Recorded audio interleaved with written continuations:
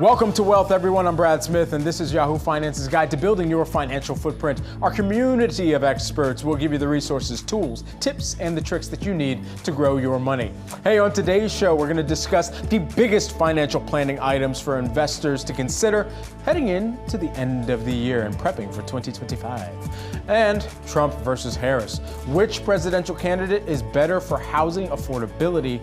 We'll see what the survey data says and discuss how Americans are feeling about the election and their personal finances. Plus, your rich BFF. Don't miss our interview with Vivian Tu, who made the transition from Wall Street to your social media feeds to help give you financial tips and the tricks to get rich, ultimately. That's coming up later on during today's show. But first, as we always do, we got to take a look at the U.S. major averages. Got them here for you on screen. Right now, we're down across the board. Traders, they're awaiting the September jobs report. That is coming tomorrow, Friday.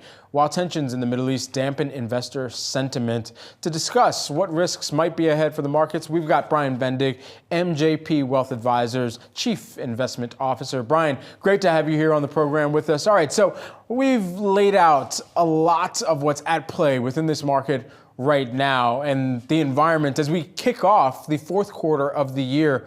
How should investors really be evaluating this range of issues, from geopolitical tensions to port strikes, to the policy pathway that the Fed is going to be continuing, we expect, once we get into November and beyond? What is carrying the most weight?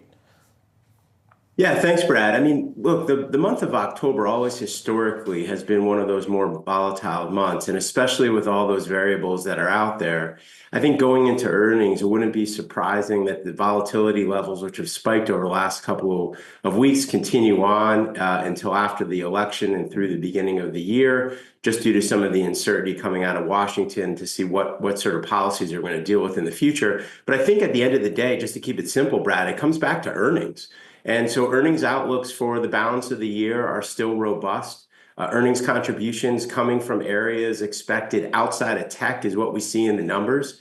And we're also seeing decent earnings, even though expectations have come down a little bit for next year, still growth going on. And behind the scenes, we still have an economy that's chugging along, granted slower growth, but growth is good. And stabilization, you're right, labor markets have a big report tomorrow. But again, stability there as well based on some recent indicators. So I think investors need to look past some of the short-term emotional responses to some of these variables and come back to the fundamentals longer term. You know, it's interesting, and I'm looking at some data from FactSet here while we have you, Brian. For Q3 2024, the estimated year-over-year earnings growth rate for the S&P 500, 4.6%. If 4.6% is the actual growth rate for the quarter, it would mark the fifth straight quarter here of year-over-year earnings growth for the index. What are the anticipations, though, for the broadening of earnings growth as you've been tracking? Yeah, I think that's a great point. We know we have the Fed obviously cutting rates full 1% this year, outlook for rate cuts next year, another 1%. And with the earnings growth that you mentioned, Brad, we think that's going to help the cyclical parts of the economy. I'm talking about industrials, I'm talking about financials, I'm talking about infrastructure, healthcare, and even some of the smaller companies out there in the small cap space and medium space. So I think it's what we're looking for is more of a balance, because we know the story.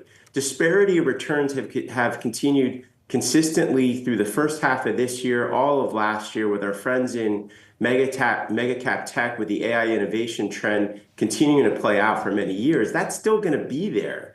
But it's nice to see that there's contributions coming from other areas of the market, the other 495 or 93 stocks, depending on how you measure it, outside of those big mega cap names. And I think that's what's really necessary to support these valuations where we are right now. Because when you strip out mega cap tech, the S&P 500 on a forward PE perspective is pretty close to historical averages.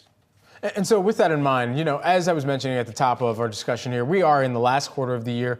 How should investors be looking at their retirement investments and overall asset allocations, knowing that we have so many significant events that are all coming to this intersection at once, seemingly, in this final quarter? Definitely. Well, I think it comes back to this whole concept of when you think about financial planning and life cycle planning moving forward, it's controlling the things that you can control that lead to better outcomes that everyone can collectively celebrate. And one thing that we know is taxes is something that is a topic, Brad, that most people don't want to pay, right? We know that. And to have some tax avoidance in your financial plan and your investing plan is really key and something that we talk about with our investors. So here we are in the fourth quarter. Take a look at how much you've contributed to your retirement account through work.